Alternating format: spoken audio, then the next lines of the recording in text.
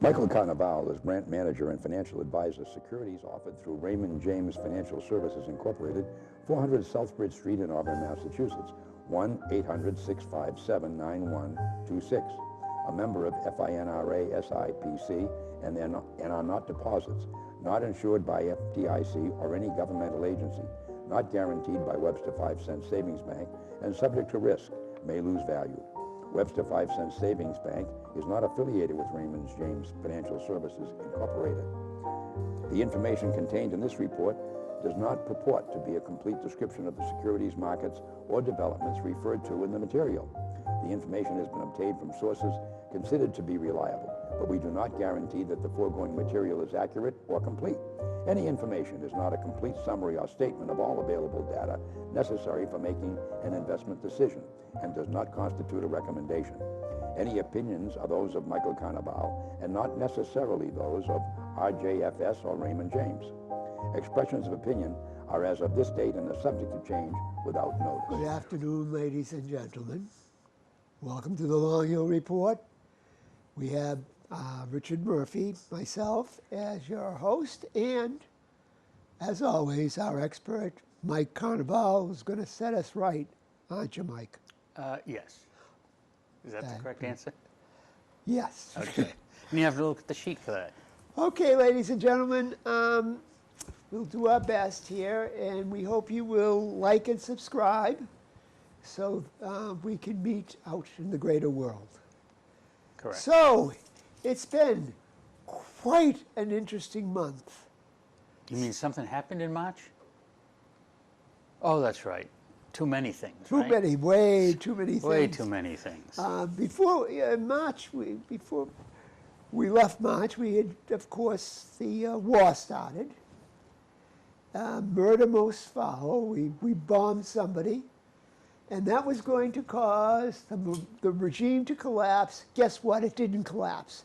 They're fighting back hard, and we are not doing so good. And what has happened on that? Michael here, who loves the Dow going through the roof, saw it go through the floor.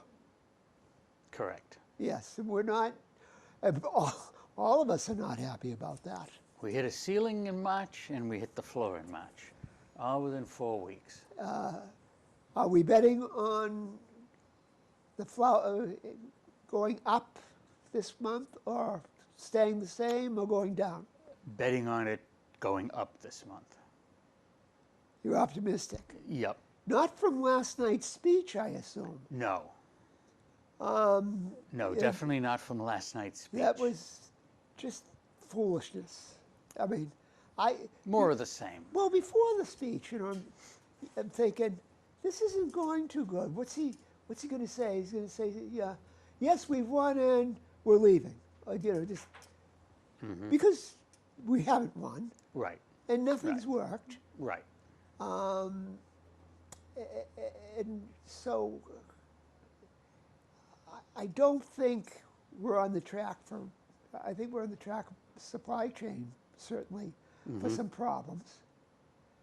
Going sort of like the COVID-19 supply chain problems we all had. Yep. But he did more of the same, not saying, where's the dealing with reality? Well, there hasn't been reality for a long time. But well, actually, there's always reality. It's just, how do we perceive it? What's the right way of perceiving it? Right. The scary thing is we got 2.5 more years of this. That's the scary thing. Okay. They're not going to be as scary as you think for one reason. I think they're going to be scary. I think that for the Trumpists, it's going to be a slaughter at the midterms. In November. Midterms. I'm not a fan of either party. And I probably do my usual vote for a third party thing if they're on the ballot.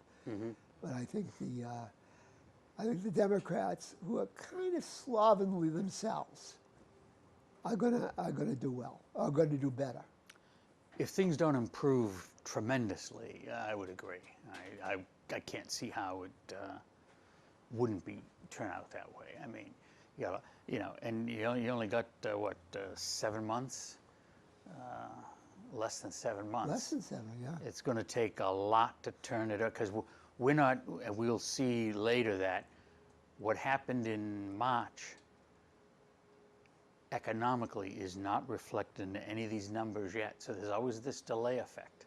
So although it's 7 months almost to the day of the midterm election, right? It's probably only 6 months, because a lot of this stuff is going to start hitting in the month of April. And that's going to, I mean, unless they can, miraculously pull something off, it's going to be tough. Well, the most intelligent thing to be done would be for the cabinet to say 25th Amendment time. And that way we get to put away Trump and say, oh, we're sorry it happened to you. Mm-hmm. That's not going to happen. It can only happen if the disaster is so perceived Yep. that you can't avoid it. It would be good if they did it. Vance is maybe no prize. Right. But if he comes on and he just does the Gerald Ford type thing, Mm-hmm. where he's placeholding. Mm-hmm. That'd be okay. Yep. If with the debacle as it is, it's like Gerald Ford and you're not going to be the next president. You're not going to win. Right. So it would be nice if he then said, I'm going to deal with reality and try to get a really good candidate. Both parties trying to get really good candidates. Mm-hmm. Good luck with that. They usually lose. They're usually losers. Mm-hmm. Trump, I'm going to say one thing about. He did both the best and the worst things in the 21st century. What was the best thing?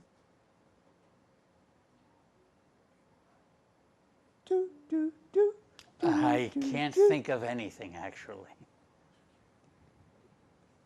Doing it so that we got out of Afghanistan. It was a loser. Okay. He recognized it was a loser, and he agreed to go. Biden then comes into office and screws it up. Mm-hmm. The worst thing, of course, is this last war. Mm. This is the worst thing in this century. Scares me to death. Yeah, I think it's much worse than people think. But unless something happens, I don't see him being replaced. I mean, his strong suit was he seems to always get about 40% of people like him, and it's still at that level. High 30s, low 40s. It's not going to be able to. I don't think you're not going to be able to get rid of him. I think we're going to get down to 20%. I think 30, under 30 at least, and because this is a disaster. This is I was listening to a guy talking about stagflation. I remember stagflation. Yeah, that's bad. That's very bad, and that's a possibility.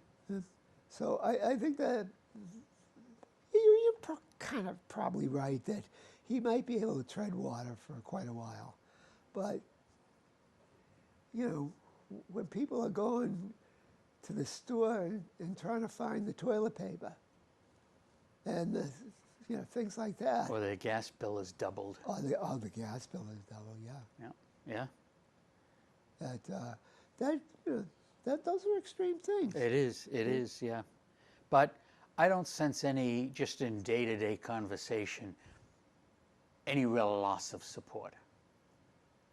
Well, Massachusetts is a blue state. Mm-hmm. And I live in the most red area, right here, Charlton and everything. Mm-hmm. Dick Vaughn used to talk about this is basically the red area Right. of the blue state. Right.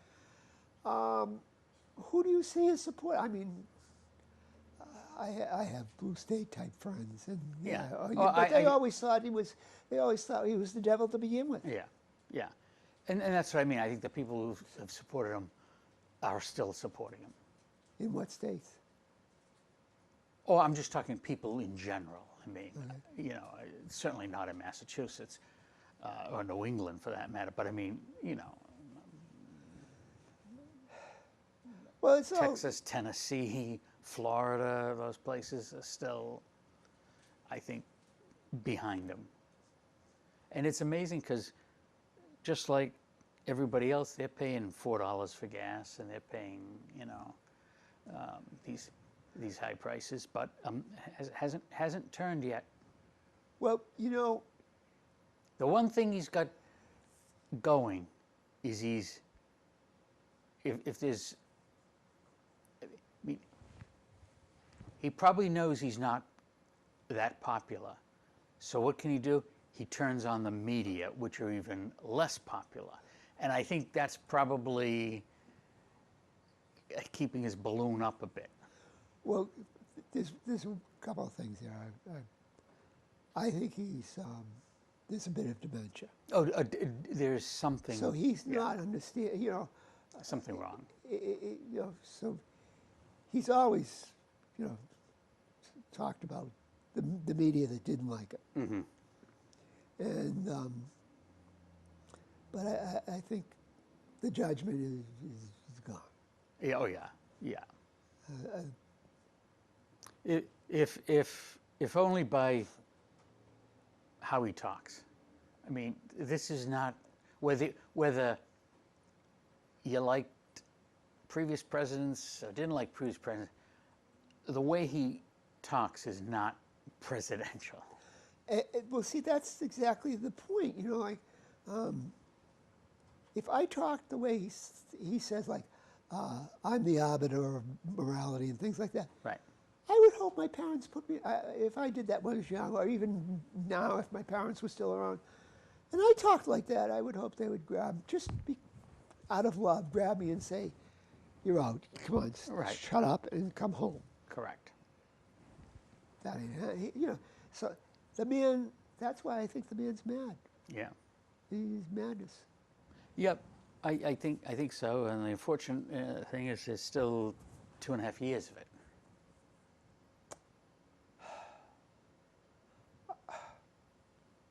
I think we're going to see a big loss in the midterms, and that's going to, and like, I remember when Nixon left. Okay. It took them a while. It took a long time to build it up. Mm-hmm. But eventually, it was out the door. Mm-hmm. So I think we're in the stages where we're working toward Really? it. Not working toward it. It's going to happen. I have nothing but, I mean, I had a friend who told me he's a blue state Democrat type, and he's telling me about how his senator's a great guy. You go in I don't know if you know what the Open Secrets website is. No. It tells you who's funding your senator. Okay. This guy is a Democratic senator, Mm-hmm. and my friend thinks he's a really good guy and all that. He's owned by the military-industrial complex. His biggest donor is the Lockheed. Yeah. You think Lockheed is going to take your call? I mean, your senator that you love is going to take your call No. before Lockheed? Of course not. And this is the deliriousness of the so-called democracy. Right. Right. Your senator doesn't even know you called. I mean, like Markey and people like that. Really, Yeah. I mean, Yeah. who's kidding whom? Oh yeah. Yeah. So it's just everybody put their finger up. Let's not have a revolution here. Let's not have a riot. Mm-hmm. So in March, we're looking at what happened. Well, although it was 1 month, it was really 2 different periods within that month. You know, we entered March almost at an all-time high, lost almost 3,700 points until the last day of the month, where we had the 13th best point gain for the Dow in history when it rallied like 1,200 points. So although from start to finish it was down, 5% or so, it really was much worse than that. It was saved by a better than 2% gain on the last day of the month, or we would have been down 7, maybe 8% for the month. So you got a little reprieve there toward the end, but still, pretty bad month, and all tied to one event, really. What we're doing in Iran, which, everybody, society today is all about, the quick fixes. Oh, we'll be in and out in, days. Well, when was the last time wars last days or even weeks, right? Well, they really, like, I mean, the one in last June, okay, we bombed. And this time, we bombed, we killed some of their people. really the did billion people. did nothing. Did nothing. And now, we murder. It was vicious, vile murder. Right. And we think, they basically have disconnected the phone. Yeah. Oh, you don't call us, we'll call you, and we're Right. not calling you. Right. Right. And we wonder, well, Trump says, oh yeah, well, we've got intermediaries. Mm-hmm. And the Iranians said, we'll go, yeah, we'll leave messages Yeah. through some other group, but we're not talking to you ever again. Mm-hmm. And I don't blame them. Yeah. Yeah. I mean, I think it's got the potential to be much, much longer than I think people will be able to stomach. It's funny. I mean, you look at previous wars, years, decades in some cases, right? Here they're talking about, we'll be wrapped up in 2 to 4 weeks. I mean, but I think they're playing to the audience, which has a very short attention span. Well, I say one thing about the audience. Yeah, I don't actually. I understand about people, like say like a neurosurgeon. He has to study a lot because that is a field where you need to be precise. You need to really, really know what you're doing. So if he follows politics, it's second. He might be better than a lot of people at doing it, but it's secondary. You know what? If I need a neurosurgeon, I don't want him to think about politics. I want to think about neurosurgery. Right. So a lot of people, even plumbers, things like, I got a trade, I got a job. Right. You got a job Right. too. You're not, it's only nerds like me who's always thinking about something goofy like this. So I understand that about people. I don't begrudge it that amount. What can we do? I just think at some point it goes too far. And you Wait a minute. Write that- pacemaker. write that down, You think? because I won't remember it. And we're probably getting close. It's. Well, did you listen to the speech last night? No, you didn't. I You had did. it on, Yeah, because okay, blah blah blah blah blah. but I can honestly say I wasn't paying before 100% attention to it. before the speech, I thought he's got to know this is a loser, and he's going to tell us, well, we're leaving the Gulf because we've been, his usual lie, we've accomplished everything. Yeah. I thought that was kind of what was going to happen. What I think happened was Netanyahu said, we ain't leaving. And Trump said, well, you say jump? Okay, all right. Yeah, That's what I thought happened. Yeah. And I saw it more in the market side, where as he was giving the speech, the future pricing was tanking. Yeah, that was, there's questions. He's been pulling that stunt. Yep. And somebody had been placing their bets. Yep. That he know. Right. Listen, I'm going to be saying this tonight. Right. Yeah. was a corruption which is really horrible. Yep. But, I've never thought him, I used to think him shrewd, but I never thought him a paragon of honesty. Well, there's the difference between the first term and now. Quite a difference. Complete difference. Which shows you, I think, how fast his mental ability has deteriorated. I think it's dementia. Yeah. It's something, because he's not the same person. No. And, but he's the person that the voters wanted. So now you have to deal with it. And I think he still has enough power that, people in his own party really don't criticize him. Well, we could go hours on this, but I think, what the heck. Yep, He's sailing until he won't be sailing. I think so. All right. Dow is off 7.7 from all-time high. Yep, almost. And so the bottom usually, at least an initial sell-off, is like 10%. So you would say, well, maybe we're close. And if you look at the technical indicators, that confirms that. It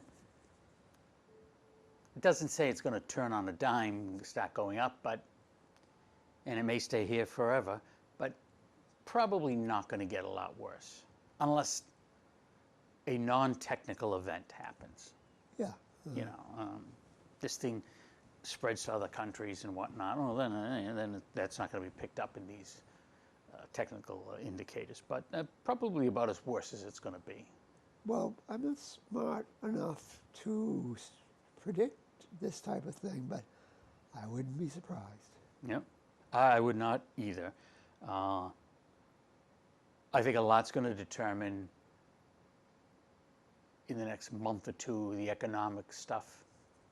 Does it show inflation's really picking up again? Our job creation continuing to slow down, or layoffs picking up? That's going to tell it. And we get the first report next week on March inflation, and that's going to show the effects of the start of the war. And there's a lot of predictions that say it's going to show a very big number. And some say it's going to show inflation running at about a 10% annual rate of increase. And That's going to change a lot. That's going to change a lot if that's true. Basically, the technicals aren't as technical this month as they would be. Correct. Yeah, and because there's been a strong non-technical event that happened. Oh gosh, yeah. But it's still good to look at them and say they look better today than they did a month ago. That's a positive, of which there aren't many positives right now. Well, when the technicals look better in another month, it's because something didn't do well in the previous month. Right. Correct. So we can expect, but we're not on that. No, there's an outside influence that that a non-normal event is going on. The iceberg makes these Right. come out. Correct. All right. Now the Fed is talking. They are. They voted to not cut interest rates. The person who wanted to cut interest rates again is the last person that the president put on the board. So for all practical purposes, it was unanimous. I mean, this one person's never going to vote for anything other than a rate cut. And of course, the Fed said, they were looking at making some rate cuts this year, but now the indications are no rate cuts for the rest of this year. When do you think they'll start saying rate increase? Or is that just not happening yet? If the inflation is really bad, you could see that. How bad would it have to get for them to start thinking that? If you mentioned the word 10%. Well, there is there is a forecast that next week I think it's the consumer price index is going to show an annualized gain of 10%. That's what we were hopping when the Biden years were at 9%, right? And you say, well, 10%. Well, energy doubled in price, right? Everything else has also gone up in a very short time. I think if that happened, you would probably see the Fed futures market signaling that there's a rate increase coming. Certainly, probably no chance of any rate cuts in the short term. Probably. And if you look at I agree. if you look at the treasuries, they're all up at 4 or above. You know, the 5-year, the 10-year, 30. They were all in the, some of them were in the mid 3s before this all started. So, you know, it could, you know, unravel really quickly beginning next week on that first March inflation number. Well, I remember those pre-Volcker years, so I'm not looking forward to it. Mm-hmm. Right? The interest rates, like no change from the banks of several of these European countries and stuff. And Nobody cut rates. Australia was the one country that raised rates. Okay, that.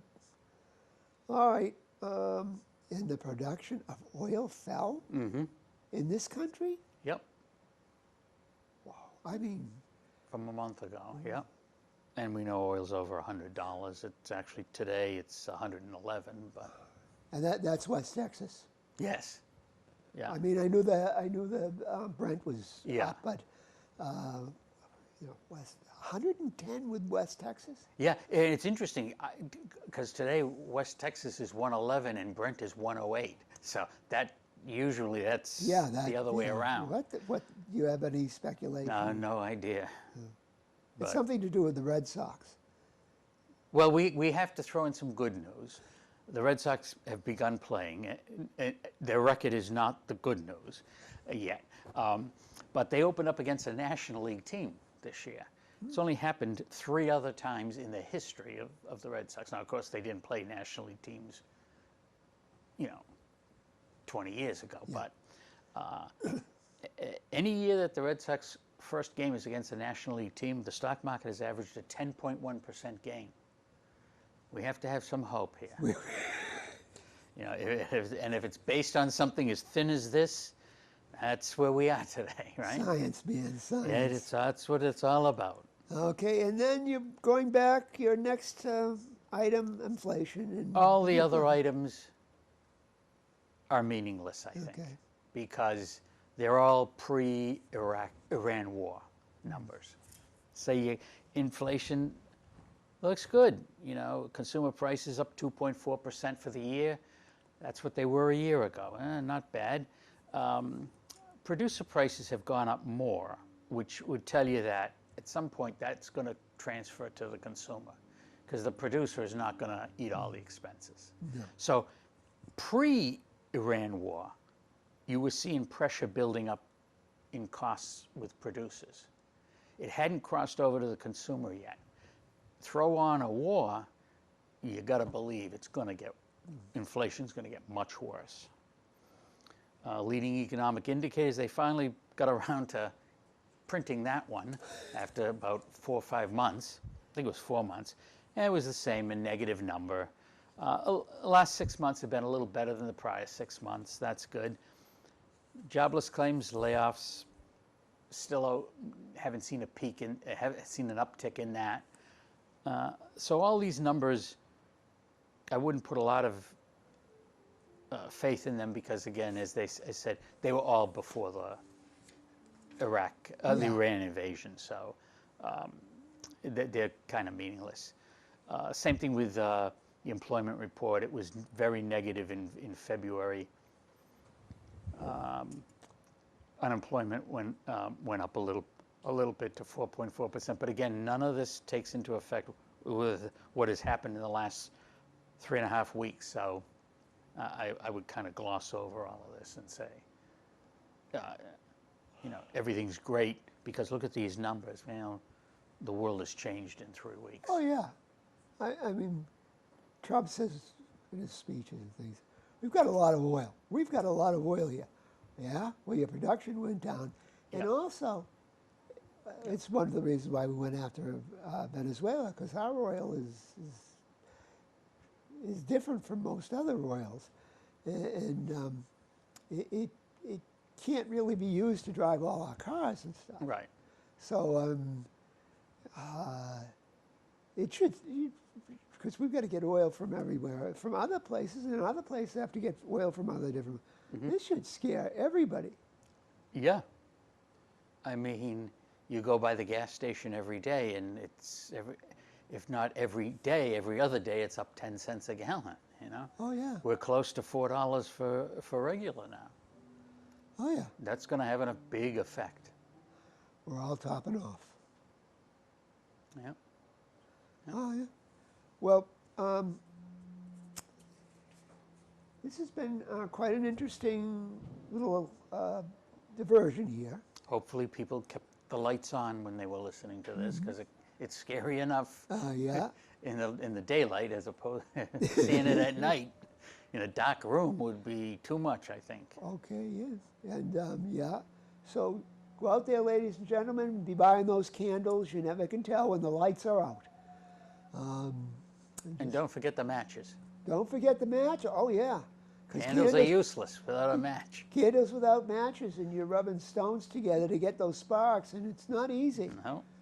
Mike's tried it. So Indeed. So again, ladies and gentlemen, if we don't sound like we have gone completely over the bend, please like and subscribe. Mike Carnevale, Richard Morco, Long Hill Report. We hope we'll see you next month.